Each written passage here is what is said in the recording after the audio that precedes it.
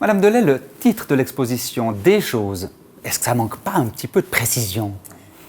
Oui, en fait, l'idée avec ce titre, c'était de parler du pouvoir narratif des objets archéologiques et surtout de laisser la possibilité au public de s'approprier les objets un peu comme il en a envie. Donc, d'où ce titre très général, très large. Est-ce que ces objets ont de la valeur? Est-ce qu'ils sont dignes d'une exposition d'un musée d'archéologie? Oui, bien sûr, ils ont énormément de valeur. D'une part, ils ont la chance de s'être conservés, ce qui est relativement rare en archéologie. Enfin, le contexte de conservation est extrêmement important. Il y a plein de choses qui nous échappent complètement.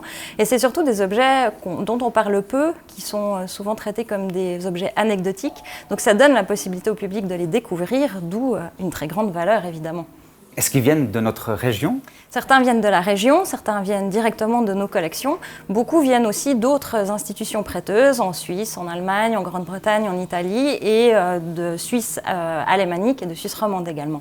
Vous avez tenu à travailler avec des artistes, un musicien, une vidéaste, un écrivain. Quel est l'apport de ce contact avec les artistes? Parce qu'en fait, ça permet de démultiplier les regards qu'on porte sur les objets et sur les thématiques qui sont abordées dans notre exposition.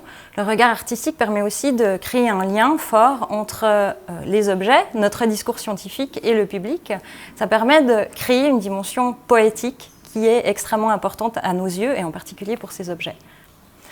Moi, j'ai une question à vous poser. Est-ce qu'il y a un objet qui vous a touché plus particulièrement dans cette exposition? Alors beaucoup, évidemment, les objets pris dans un ensemble, mais individuellement, je citerai les lames de hache que j'ai vues tout à l'heure, et ces lames qui montrent un travail extrêmement soigné, 3e millénaire avant Jésus-Christ, et de la région, c'est tout à fait extraordinaire.